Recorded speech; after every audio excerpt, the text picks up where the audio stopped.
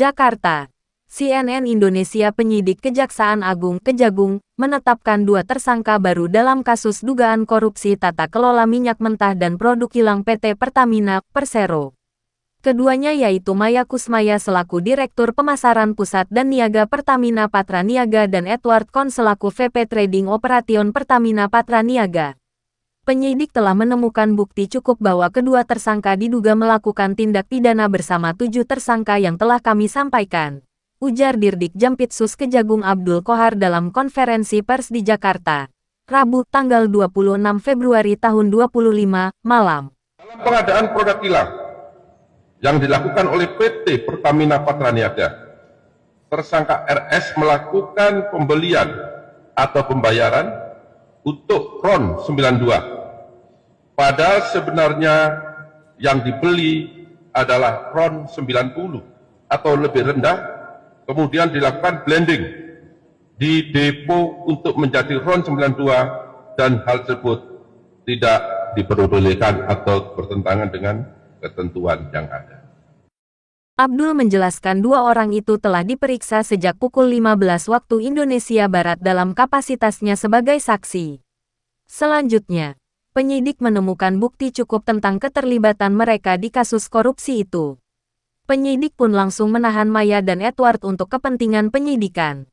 Keduanya ditahan di Rutan Salemba Cabang Kejagung. Selanjutnya tim penyidik melakukan penahanan selama 20 hari ke depan, katanya.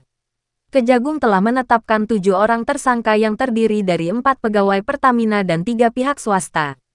Salah satunya yakni Rifa Siahaan selaku Direktur Utama PT Pertamina Patra Niaga. Baik, terima kasih rekan-rekan media. Ada beberapa hal yang ingin kami sampaikan terkait dengan penanganan perkara di Pertamina ya.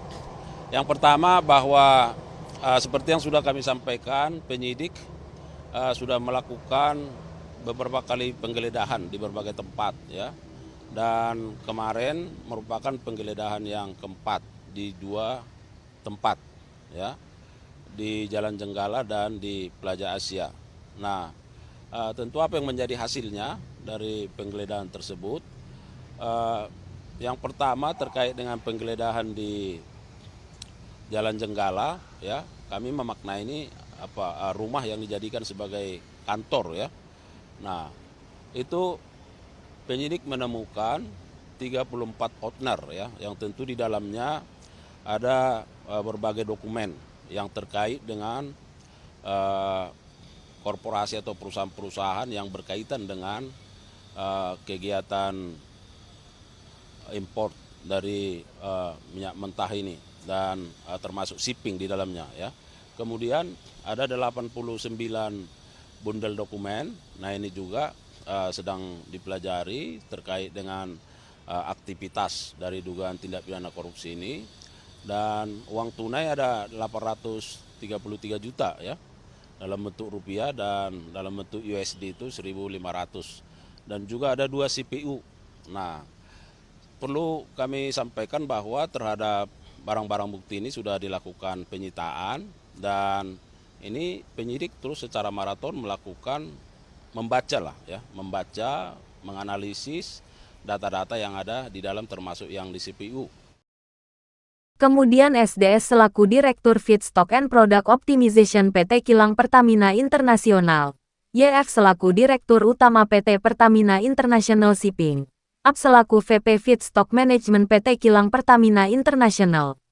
Selanjutnya MKAN selaku Beneficial Owner PT Navigator Katulistiwa, DW selaku Komisaris PT Navigator Katulistiwa sekaligus Komisaris PT Jenggala Maritim, dan YRJ selaku Komisaris PT Jenggala Maritim sekaligus Dirut PT Orbit Terminal Merah. Kejagung menyebut total kerugian kuasa negara dalam perkara korupsi ini mencapai Rp193,7 triliun. Rinciannya yakni kerugian ekspor minyak mentah dalam negeri sekitar Rp35 triliun, kemudian kerugian impor minyak mentah melalui DMUT, broker sekitar Rp2,7 triliun. Selain itu kerugian impor BBM melalui DMUT, broker sekitar Rp9 triliun, kerugian pemberian kompensasi 2023 sekitar Rp126 triliun, dan kerugian pemberian subsidi 2023 sekitar 21 triliun rupiah. Ya, dan juga di Plaza ya kita juga melalui penyidik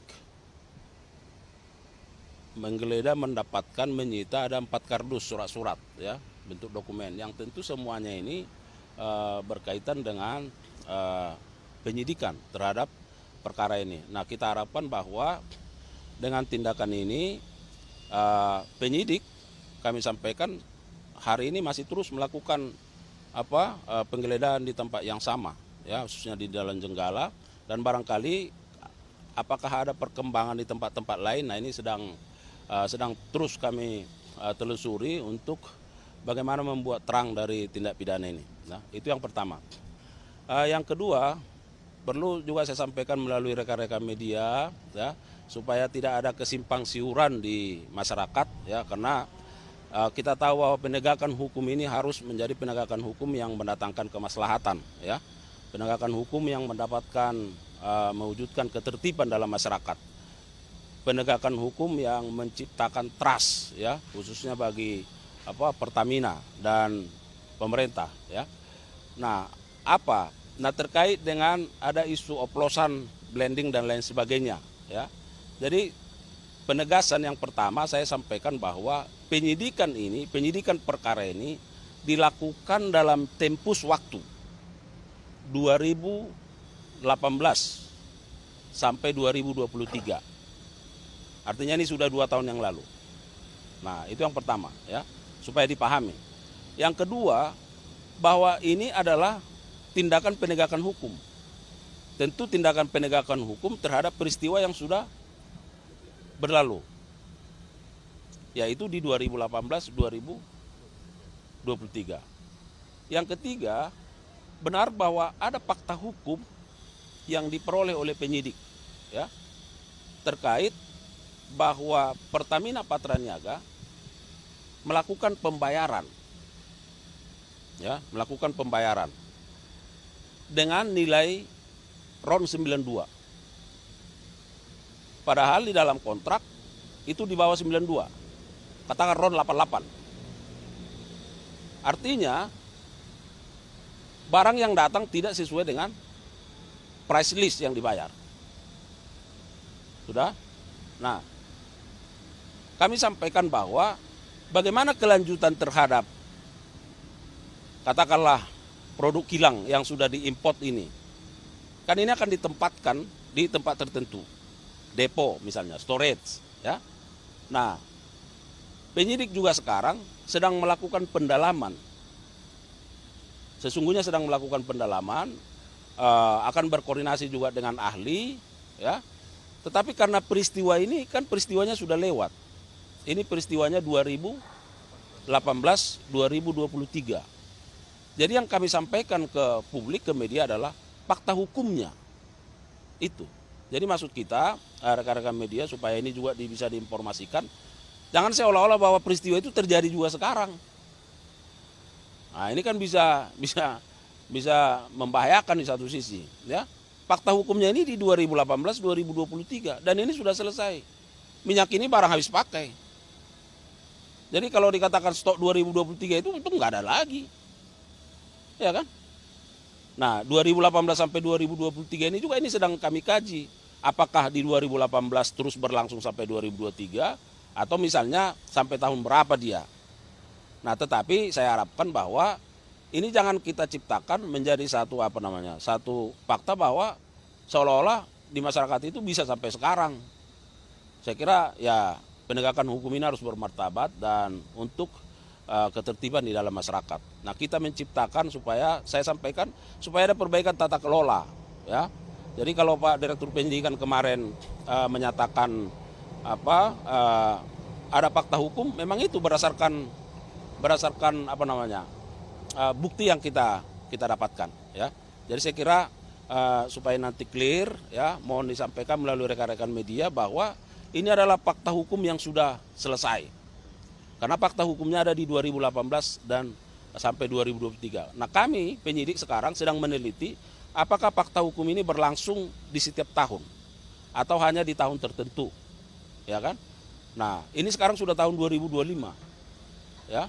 Jadi kalau kami mengikuti juga dari media apa yang disampaikan oleh pihak Pertamina, saya kira ya faktanya sudah tepat. Sekarang itu sesuai dengan spek, ya kan? Nah, jadi supaya bisa dipisahkan bahwa ini adalah fakta hukum yang disampaikan dengan fakta yang ada sekarang.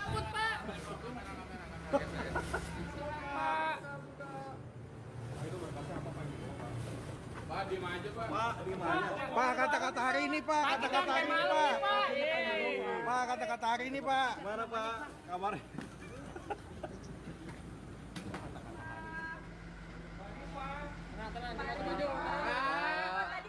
Statement, Pak.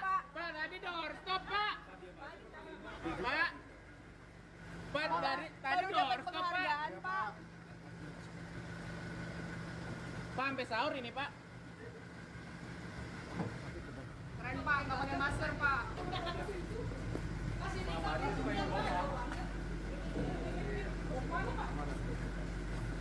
Nah, ini yang anaknya Mas Keri, putranya Pak Riza ya? Pak Riza Khalid ya, Mas ya?